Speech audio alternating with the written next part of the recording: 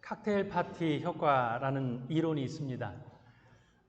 칵테일 파티에 참석한 사람들이 시끄러운 가운데에서도 이야기하는 대상의 소리만 잘 들으면서 그 사람과 이야기를 잘 나눌 수 있다라고 하는 그런 현상에서 유래한 말입니다. 원래 이 이론이 칵테일 파티 현장에서 나온 것은 아니고요. 비행관제센터에서 나온 이론입니다. 콜린 첼리라고 하는 인지심리학자가 연구를 했습니다. 이 연구의 목적이 1950년대에 항공관제사의 직무를 쉽게 하기 위해서 이 이론을 연구했습니다. 그 당시 항공관제사들은 조종사로부터 오는 메시지를 확성기를 통해서만 들을 수가 있었습니다.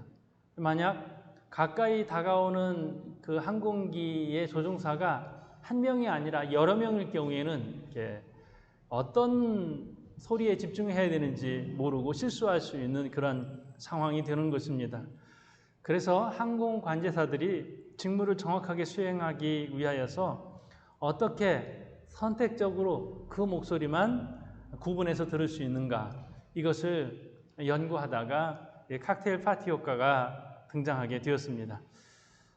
이 이론에서 핵심적으로 주장하고자 하는 것은 어떻게 듣고 싶은 말만 선택해서 들을 수 있는가 하는 것입니다.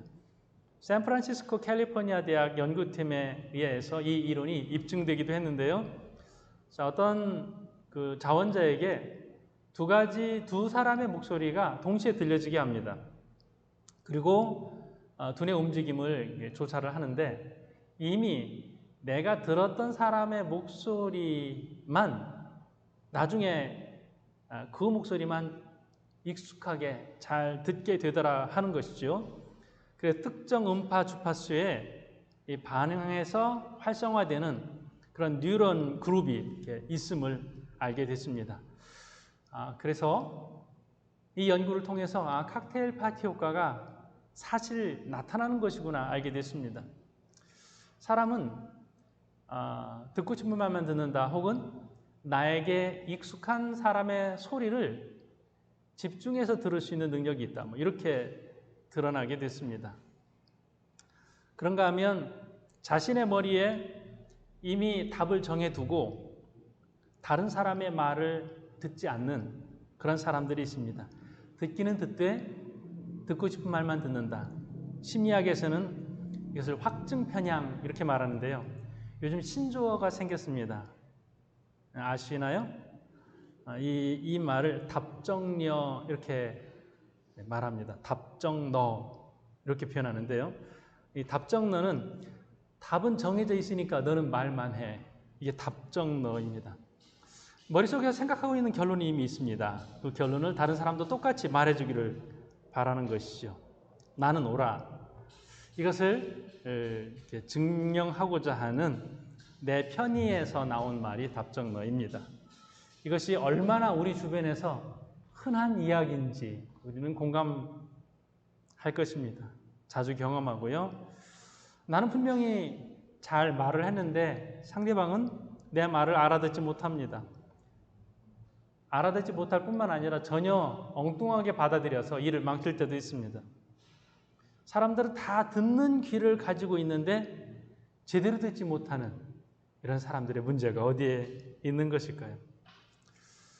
자, 말하는 것과 듣는 것에 이런 혼동과 이런 차이점은 어디에서 나오는 것일까? 이런 생각을 해봤습니다.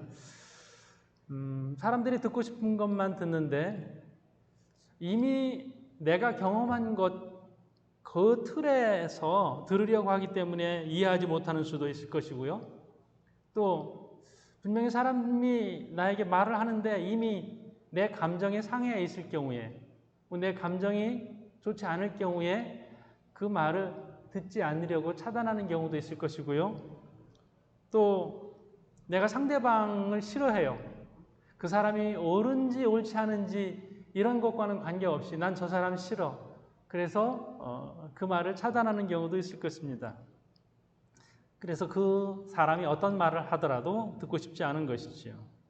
혹은 누군가 나에게 부탁을 했을 때 그 부탁을 내가 실천에 옮기는 것이 너무 부담스럽습니다. 그래서 감당할 자신이 없기 때문에 들려지는 말을 거부하는 그런 경우도 있을 것입니다. 필리핀에서는 아주 흔한 예입니다. 필리핀 직원을 두고 사업하시는 분이나 공사하시는 분들, 어떤 일을 맡기시는 분들은 종종 이런 일을 경험합니다. 직원에게 분명히 일을 맡겼는데 나중에는 전혀 엉뚱한 일을 해 놓았습니다. 어떤 때는 처음부터 다시 다 부서뜨리고 공사한 거 다 부서뜨리고 처음부터 다시 해야 되는 그런 경우도 있습니다. 언어적 차이일지 문화적 차이일지 이런 생각들을 우리가 하지만 하나부터 열까지 하나하나 다 가르쳐야 되는 이런 현실을 굉장히 힘들어합니다. 어떤 그 거리감이 많이 느껴지는 것이죠. 여러분, 듣는 게 뭘까요? 듣는다는 것은 상대방의 필요와 상대방의 마음을 정확하게 이해하고 또 이해한 것을 실행에 옮기는 것, 이게 듣는 것 아닐까요? 우리가 그리스도인입니다. 그리스도인으로서 듣는다는 것은 무엇일까요? 하나님의 마음을 정확하게 헤아리고 또 하나님께서 원하시는 것을 우리의 삶에 실천하는 것, 이게 듣는 것 아닐까요? 오늘 사무엘의 말씀을 통해서, 사무엘의 경험을 통해서 우리가 어떻게 들으면서 하나님의 음성을 들으면서 살아갈 것인지 좀 한 단계 앞서서 나아가 보도록 하겠습니다. 오늘 본문 말씀에는 사무엘이 하나님의 음성을 듣는 장면이 나옵니다. 그런데 이게 하나님의 음성인지 잘 알지 못해요. 어느 날 밤에 하나님께서 사무엘을 부르셨습니다. 사무엘아, 사무엘아. 너무나도 분명한 목소리였어요. 사람의 목소리처럼 또렷하게 들렸습니다. 어쩌면 엘리 제사장과 비슷한 톤이 아니었을까, 이런 상상도 해봅니다. 그래서 사무엘은 그 밤에 자신을 부를 분은 엘리 제사장밖에 없다라고 생각해서 엘리에게 달려가서 부르셨습니까? 말합니다. 그런데 엘리는 전혀 내가 너를 부르지 않았다. 가서 다시 잠자리에 들거라. 이렇게 말하죠. 근데 또 음성이 들립니다. 사무엘아. 다시 또 엘리에게 가서 말합니다. 부르셨습니까? 나는 너를 부르지 않았다. 3번이나 이것을 반복한 뒤에 엘리는 알게 되었습니다. 하나님께서 너를 부르시는 것이다.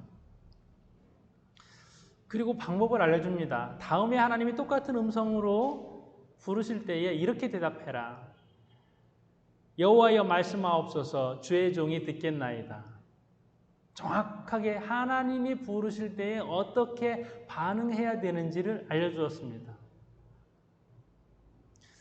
엘리가 알려준 것은 그가 가지고 있는 정보를 통하여서 하나님이 부르실 때에는 이렇게 대답하는 것이 맞다. 이것이었습니다. 방법만 알려준 것이죠. 여기서 우리는 조금 의아한 질문을 할 수 있습니다. 왜 제사장인 엘리에게 말씀하지 않으시고 왜 그 어린 소년인 사무엘에게 하나님께서 말씀해 주셨을까? 오늘날도 하나님은 계속해서 말씀하시고 모든 그리스도인을 통하여서 소통하기를 원하셔요. 그런데 왜 하나님은 누구에게 분명하게 하나님의 음성을 들려주시고 또 어떤 사람에게는 하나님의 음성이 들리지 않는 것일까? 이런 의문점을 가질 수 있습니다. 왜 하나님은 엘리 제사장에게 말씀하지 않으셨을까? 이 부분을 좀 묵상을 하게 됐습니다. 왜일까? 엘리에게는 분명히 듣는 귀가 없었을 것입니다. 듣더라도 실천하지 않았을 거예요. 실천하더라도 하나님의 마음에 들지 않았을 거예요. 우리도 그런 경우가 종종 있잖아요. 누군가에게 무엇을 부탁했을 때 그 사람이 못 알아듣든지 알아들어도 실천하지 않으면 그 사람에게 더 이상 이야기를 하지 않습니다. 엘리 제사장에게도 분명히 이야기를 했을 거예요. 하나님이 몇 번 얘기를 했을 거예요. 그런데 듣지 않고 실천에 옮기지 않으니까 하나님 더 이상 엘리 제사장에게 말씀하지 않으셨으리라 이렇게 생각을 하게 됩니다. 처음부터 이러지는 않았을 거예요. 처음에는 엘리 제사장이 하나님의 음성을 들었을 것입니다. 그러니까 하나님께서 사무엘을 부르시는 것을 알았던 것이죠. 왜? 과거는 들었는데 지금은 그가 듣지 못했던 것일까요? 하나님의 음성을 듣는다는 것은요, 과거의 한 번의 경험, 뜨거웠던 신앙 생활 초기에 한 번의 경험으로 끝나는 것이 아니라 하나님의 음성을 듣는다는 것은 우리 평생 계속 이어지는 그러한 부분인 거거든요. 어느 순간에 이 엘리 제사장은요, 하나님의 음성 듣기를 멈추었을 거예요. 계속 들으면서 신앙생활을 하고 긴장해서 신앙생활을 해야 함에도 불구하고 왜 엘리는 멈췄을까요? 엘리 제사장의 끝이 아름답지 않아요. 비참해요. 사무엘상 4장 18절의 말씀을 보면요, 이렇게 엘리 제사장의 끝을 이야기합니다. 하나님의 괴를 말할 때에 엘리가 자기 의자에서 뒤로 넘어져 문 곁에서 목이 부러져 죽었으니 나이가 많고 비디한 까닭이라. 목이 부러져서 죽었어요. 깜짝 놀라서 의자에서 일어나려고 하다가 넘어져서 목이 부러져서 죽었어요. 근데 이유를 이렇게 말합니다. 나이가 많고 비대한 까닭. 그냥 나이가 많아서라고 말씀하지 않고 여기에 익숙하지 않은 한 말을 더 추가합니다. 비대한 까닭이라. 이 말은요, 그가 몸집이 크다 이것으로 인해서 어떤 비하하는 표현이 아니에요. 이 말 뒤에는 어떤 것이 숨겨져 있냐면 많이 게을렀다라고 하는 그런 말을 우리가 생각해 볼 수 있습니다. 생활에서 게을렀을 수도 있고요. 하나님의 음성을 듣는 일, 하나님의 일을 하는 데 있어서 계속해서 성실하게 하지 않았던 모습이 이 말 안에 담겨져 있습니다. 그렇기 때문에 그는 하나님의 음성을 듣지 못하는 사람이 됐습니다. 어떤 부분 그는 하나님의 음성이 들려졌을 때에 거부했을 것입니다. 왜 거부했을까요? 그 말씀이 불편하니까, 그 말씀을 실천하고 싶지 않아서 그는 거부했을 것입니다. 그리고 그 말씀에 순종하지 않았던 것이죠. 어떤 부분을 순종하지 않았을까 이 생각을 하면서요, 그 뒤에 사무엘아, 하나님께서 사무엘을 부르셨어요. 예, 말씀하옵소서 순종했어요. 무슨 말씀을 하셨을까요? 사무엘은 하나님의 부르심에 순종하고 하나님께서 하시는 말씀을 들었어요. 무슨 얘기를 했을까요? 너를 사명자로 삼겠다. 너는 큰 일을 할 것이다. 우리는 이런 말씀을 들려주실 것으로 상상을 하는데 어떤 말씀을 들려주셨냐면요, 하나님께서 이런 말씀을 들려주셨어요. 13절이에요. 사무엘상 3장 13절입니다. 내가 그의 집을 영원토록 심판하겠다고 그에게 말한 것은 그가 아는 죄악 때문이니 이는 그가 자기 아들들이 저주를 자청하되 금하지 아니하였음이니라. 내 이야기를 하나님께서 말씀하지 않으시고 엘리 제사장 이야기를 여기서 하고 있습니다. 그 집안 심판하겠다는 하나님의 메시지를 사무엘을 통하여서 들려주십니다. 좀 부끄러운 것이죠. 내 이야기는 하나님 나에게 말씀하세요. 제가 실천할게요. 이렇게 들어야 되는데 다른 사람을 통하여서 하나님의 음성을 듣습니다. 엘리의 잘못, 이것 때문에 하나님께서 저주하셨어요. 엘리 제사장이 정확하게는요, 자식 교육 잘못시켰어요. 굉장히 무섭지 않습니까? 하나님께서 우리에게 자녀를 맡겨주신 것은요, 신앙으로 잘 양육하라는 뜻이 거기에 담겨져 있어요. 그런데 맡겨주신 하나님의 뜻대로 잘 양육하지 못할 때에는 부모에게 책임이 있다는 이 말씀이 오늘 우리에게는 굉장히 좀 따끔하게 이렇게 들려집니다. 엘리는 오늘 이 말씀에 심판하는데요, 그가 아는 죄악 때문이니 엘리도 안다는 거예요. 자녀를 가르치면서 이렇게 가르치면 안 되는데, 얘들 이러면 안 되는데, 하나님 앞에 이렇게 하면 벌 받는데, 아는데요. 하나님 앞에 엘리의 아들들이 잘못한 행위를 멈출 수 있을 정도로 그렇게 가르치지는 못했어요. 그 뒤에요. 그가 자기 아들들이 저주를 자청하되 금하지 아니하였습니다. 안 돼! NO! 단호하게 얘기해야 될 상황이 분명히 있었거든요. 근데 그 행동을 멈추지 못했어요. 이것은 바른 교육이 아니죠.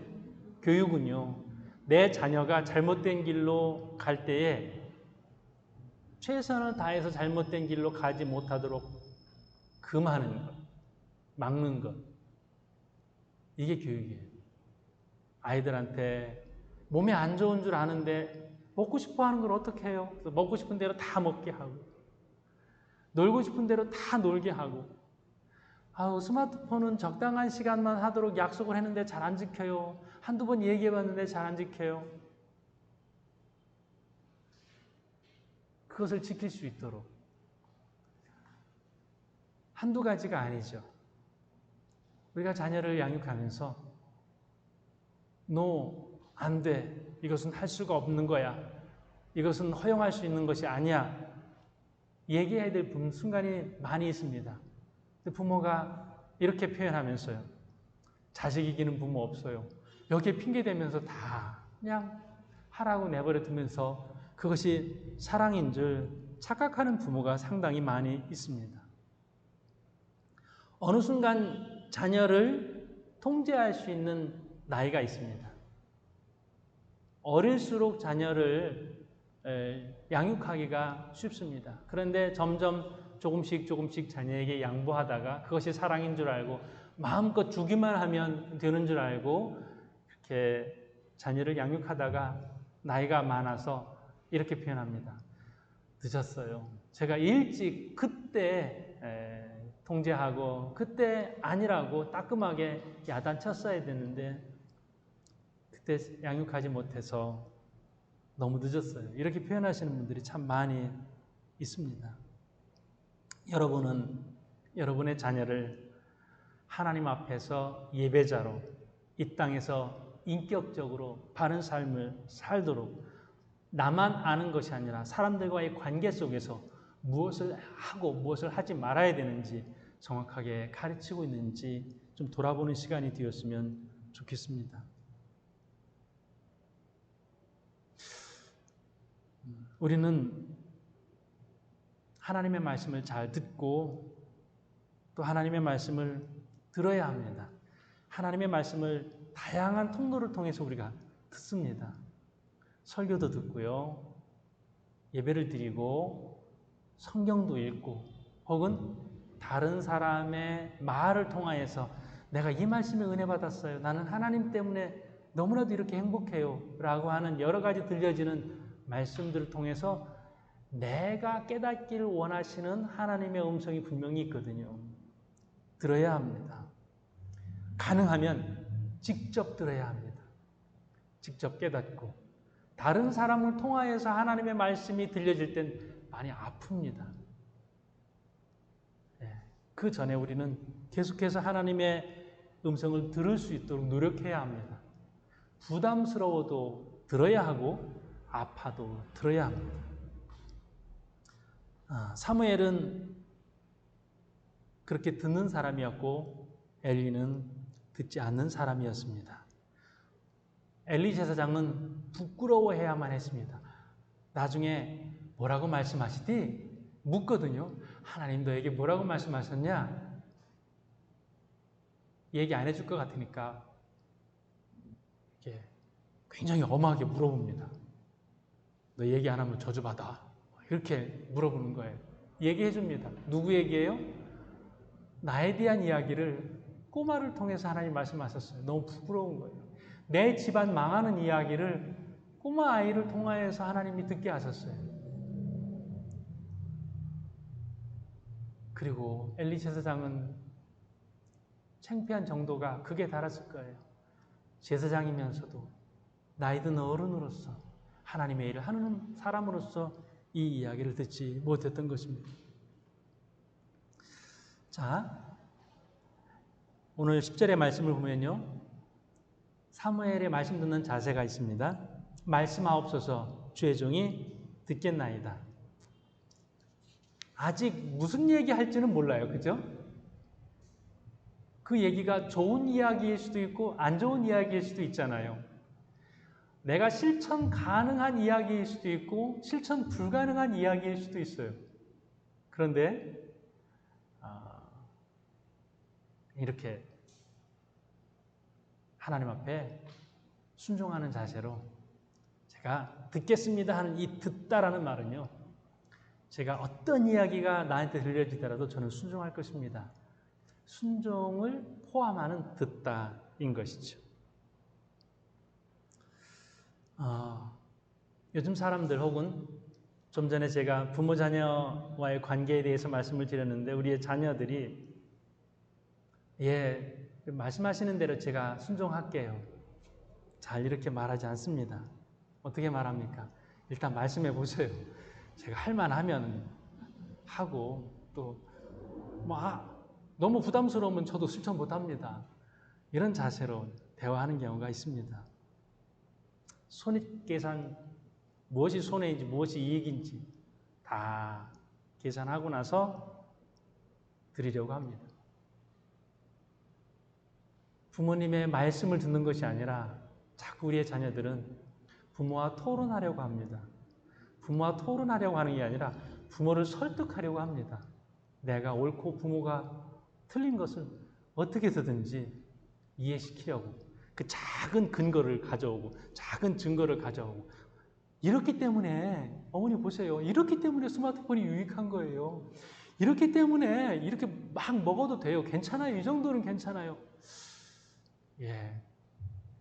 가끔은 죄송합니다. 세상적인 표현을 한번 쓰겠습니다. 부모의 말빨이 딸릴 때가 있습니다. 어떻게 이렇게 우리의 자녀들이 말을 잘하는지. 처음에는 그것이 기특했는데 나중에는 괘씸하기도 하고 화가 나기도 합니다. 부모의 경험을 이렇게 무시할 수가 있나요? 이렇게 긴 인생을 살아왔는데 정말로 자녀를 잘 키우기 위해서 열심히 살고 험한 일도 했는데 우리의 자녀들은 너무나도 쉬운 말로 부모의 경험과 말을 무시하는 것을 보면 때로는 서운하기도 합니다. 우리가 하나님 앞에서 이런 자세를 취하지는 않았을까요? 우리가 신앙인데 하나님을 설득하려고 그래요. 어떤 분은요, 하나님 앞에 큰 소리도 쳐요. 다지기도 하고요. 왜 하나님 빨리 안 들어주시냐고. 지금 바로 들어주실 때인데 왜 응답 안 하시냐고. 하나님 앞에 이렇게 소리를 치기도 하고 떼를 쓰기도 하고, 또 어떤 부분에서는 들려진 소리를 무시할 때도 많이 있습니다. 우리는 들어야 합니다. 사람의 소리도 귀 기울여 들을 수 있어야 하고 하나님의 말씀도 귀 기울여 들을 수 있어야 합니다. 들은 경험이 있으면 하나님의 음성이 더 잘 들립니다. 하나님의 음성을 자꾸 안 들으려고 하면 들려지는 음성이 나중에는 더 희미해집니다. 지금 하나님께서 여러분에게 하시는 말씀이 잘 안 들려지면요, 무엇이 하나님과 나 사이를 가로막고 있는지를 보십시오. 내가 바쁜가? 내가 욕심이 많은가? 내가 죄를 지었는가? 그 어떤 하나님과 나 사이를 가로막고 있는 장애물이 있을 것입니다. 장애물을 제거하고 듣는 연습을 계속함으로 하나님과 여러분 사이를 더 가깝게 하시기를 주님의 이름으로 축복합니다. 사무엘의 대답, 주의 종이 듣겠나이다. 이 듣다라는 말이 그리스의 어근을 보면요, 음향, 듣기, 청음, 지각, 이런 것을 통칭하는 어쿠스틱이라는 그런 말에서 나옵니다. 이게 다른 사람들의 소리를 귀 기울여서 듣는다, 이런 말이에요. 예전에는 이런 인쇄 문화가 발달되어 있지 않기 때문에 어떤 교육이 전달될 때는 들어서 전달되는 거예요. 구전이에요. 이야기도 구전이고 가르침도 구전이에요. 듣는 것이 굉장히 중요했습니다. 예수님의 말씀 가운데에서도 뭐가 있냐면요, 귀 있는 자는 들을지어다. 주님께서도 말씀을 하신 다음에 자꾸 들으라고 하셨어요. 그냥 듣는 게 아니라 귀 기울여서 들으라. 마음 다하여서 들으라. 실천을 각오하고 들으라. 예수님의 말씀이었습니다. 학교에서 선생님들의 가르침도 보면 막 그 학생들이 어수선하고 떠들고 그러면 뭐라 그래요? 주목! 선생님들이 그렇게 말씀하세요. 주목! 처음에는 그 말이 뭔지 몰라서 다들 주목이 뭐야? 이랬었는데 이제 선생님이 주목하면 그때 그 소리를 들으면서 어수선하던 아이들도 선생님이 무슨 말씀하시나 귀 기울여 듣습니다. 키스 앤더슨이라는 분의 책에 경청의 영성이라는 책이 있어요. 근래에 나온 책 중에 참 좋은 책인 것 같아요. 하나하나 이 책에 이렇게 한 챕터 한 챕터를 보면서 너무 영성의 대가처럼 멀리 있는 것으로 이렇게 느껴지지 않았고요. 굉장히 가깝다 하는 생각을 갖게 하는 책입니다. 이 책의 부제가 하나님의 음성을 듣는 소박하고 평범한 방법들이에요. 일상의 무대에서 어떻게 하나님의 음성을 들을지, 성경 이야기에서 어떻게 하나님의 음성을 들을지, 또 슬픈 상황 속에서 하나님의 음성을 어떻게 듣는지, 생활 가까이에서 하나님의 음성을 듣는 그러한 것을 이야기를 합니다. 여기서 말하는 듣다, 이게 좀 인상적이었어요. 듣다라는 것은 기다리는 사람에게 문을 열어주다, 이런 뜻이 있다고 합니다. 그 중에서 제가 한 3가지 정도 중간쯤에 있는 그런 부분들을 이렇게 인용을 했는데요. 이 저자가 이렇게 말합니다. 의도를 가지고 들어라. 우리가 음악 듣기 위해서 헤드폰을 쓰잖아요. 그러면 다른 사람 소리를 이렇게 차단하고 그것만 귀를 기울여서 듣겠다는 의도를 가지고 있죠. 또 소란한 가운데에서도 그 사람의 소리를 듣기 위해서 그 사람의 방향에 귀를 갖다 대고 또 집중해서 들으려고 하는 이 의도, 이 의도를 가지고선 들으라는 거예요. 하나님의 음성도 그 의도를 가지고 가만히 귀 기울여서 들으면 잘 들린다고 말씀을 하고 있습니다. 우리 주변에서 생활의 소리가 참 많이 들리는데요. 오늘 그 새벽에 제가 이 말씀을 들으면서 소파에 앉아서 어떤 소리가 들리는지 들어봤어요. 옆 콘도에서 분수 소리가 들려요. 강아지가 짖는 소리가 들려요. 어떤 사람이 강아지 산책을 시키고 있는 것 같습니다. 차 소리도 들리고요. 또 멀리에서는 그 차 소리들이 웅 하는 소리로 들려요. 트라이시클 소리도 들립니다. 들으려고 하니까 다양한 소리가 제 귀에 들렸어요. 이 세상에 많은 소리들이 있잖아요. 근데 이 소리를 선택적 집중해서 소리를 들을 수가 있어요. 그러니까 많은 소리들이 있지만 그 어떤 소리? 하나님의 소리에 선택 집중해서 들어보자. 이런 것을 생활에도 적용을 할 수 있습니다. 분명히 우리 자녀는 아프다고 했어요. 나중에 이렇게 말합니다. 너 왜 말 안 했어? 그러면 자녀가 이렇게 말해요. 내가 말씀드렸어요. 그런데 엄마가 바빠서 못 알아들으신 거예요. 이런 경우도 있습니다. 뭐 자녀뿐만 아니에요. 다른 사람도 마찬가지예요. 왜 진작에 얘기하지 않았어요? 내가 얘기했는데. 뭐가 문제예요? 귀를 기울여서 듣지 않은 사람의 문제가 있다라고 하는 것이죠. 그렇기 때문에 들으려고 집중해 보십시오. 특히 하나님의 음성에 들으려고 집중해 보십시오. 그러면 하나님의 음성이 들립니다. 이렇게 말하는 거예요. 지혜롭게 들으십시오. 이런 얘기를 합니다. 공자의 말을 이용하는데요. 자, 세 가지 방법으로 지혜를 알 수 있습니다. 하나는 사유, 깊게 생각하는 것이죠. 이것이 가장 고상한 것입니다. 두 번째, 모방. 이건 너무 쉬운 방법입니다. 세 번째, 경험. 이것이 가장 고달픈 방법입니다. 아픔이 있지만 그것을 통하여서 들을 수 있고 생각을 통하여서 들을 수 있다. 이렇게 표현합니다. 그러니까 여러 가지 환경을 통하여서 배우는데 지혜를 가지고 들으려고 하십시오. 이렇게 표현하고요. 그리고 또 하나는 지금 당장 들으십시오. 어느 장소에 있든지 어느 시간이든지 그 모든 시간과 환경 속에서 들으려고 하십시오. 이렇게 말합니다. 그러면서 어떤 표현을 쓰냐면요. 필터가 있습니다. 필터는 걸러주는 것인데요. 잘못 걸러주는 필터들이 우리에게 굉장히 많이 있다라는 것이죠. 인종의 필터를 가지고 우리가 들으면 인종 차별적인 생각들을 이미 가지고 우리 머릿속에 가지고 있어.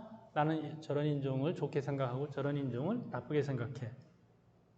경제적 지위를 가지고 이미 필터가 있고 장소, 교육, 성적 취향, 지적 능력, 정치적 견해 이런 것들이 이런 필터들 때문에 우리가 어떻게 들을지가 미리 결정되어 있어서 제대로 듣기가 안 된다는 것이죠. 하나님께서 굉장히 넓은 마음으로 사랑의 표현으로 우리에게 들려주시는데 이미 우리에게는 수많은 세상적인 필터들이 있어서 어떻게 들을지 이미 정답이 정해져 있어서 답정너처럼요. 너무 많은 부분이 답이 정해져 있어서 하나님 말씀하세요. 아무리 어떤 말씀을 하셔도 저는 다 답이 정해져 있습니다. 이렇게 갈 수 있다라고 경고를 하고 있습니다. 이 필터들을 다 제거를 하고 하나님의 음성을 새롭게 경청하십시오. 이렇게 말합니다. 자, 그러면서 한 가지 예를 드는 것이 어떤 사람이 하나님이라고 표현했어요. 듣는 사람은 하나님이라는 말을 듣자마자 아버지를 생각해요. 폭력적이고 잔인하고 학대하는 아버지의 모습. 분명히 이쪽에서는 사랑의 아버지를 표현했는데 상대방은 폭력적인 아버지를 떠올리게 되었다라고 하는 것입니다.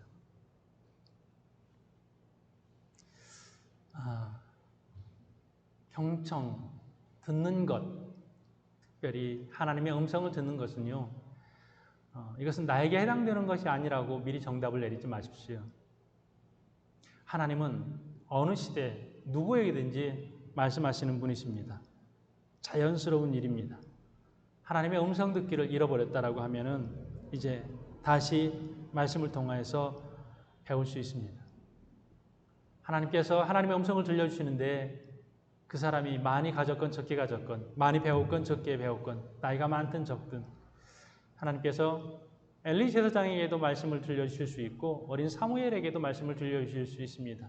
어린 사무엘에게 하나님의 이 말씀을 들려주셨다는 것은 무엇입니까? 이것은 누구에게나 하나님의 음성이 들려질 수 있다라는 것을 말씀하는 것입니다. 이 경험이 사무엘에게 굉장히 충격적이었을 것 같다 이 생각을 합니다. 나는 계속 하나님의 음성을 들을 거야. 그러면서 그 배경에는 뭐가 있냐면요. 물론 그렇게까지 생각하지 않았으리라는 생각을 하지만 이런 추측을 제 나름대로 한번 해봅니다.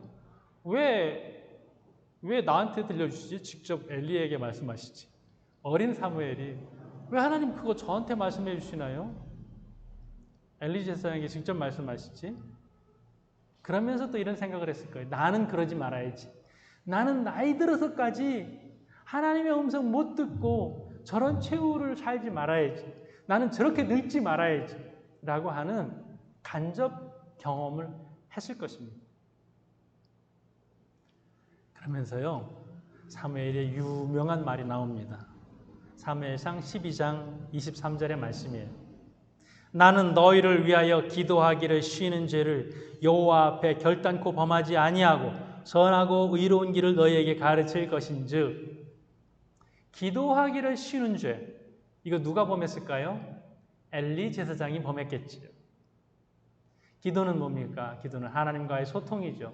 하나님 앞에 말씀을 드리고 하나님의 음성을 듣는 것이 기도죠. 이것을 쉬었던 사람, 엘리 제사장이었고, 이것을 쉬지 않았던 사람, 사무엘이었습니다. 그는 얼마나 사무엘 상하의 말씀을 보면 하나님 앞에 나이 들어서까지 귀하게 쓰임받았는지 모릅니다. 누가 복된 사람이에요? 노년이 복된 사람이 복된 사람이에요. 물론 우리가 일평생 하나님 앞에 소중하게 쓰임을 받아야 돼요. 그런데 끝까지 쓰임받는 것은 너무 귀한 것입니다. 이제 나는 쉬어야 돼. 많이 했어. 하나님 나라에서는 이런 부분들은 옳지 않은 것 같습니다. 하나님의 음성 듣기, 어린 사무엘에게 해당되고, 하나님의 음성 사무엘은요, 나이 들어서까지 계속 하나님의 음성을 들으면서 소통했던 사람입니다. 이제 하나님의 음성을 귀하게 잘 들으면서 듣는 것에서 그치지 않고 실천하고, 또 그 가운데에서 하나님 앞에 늦게까지 귀하게 쓰임받는 저 여러분이 되시기를 주님의 이름으로 축복합니다.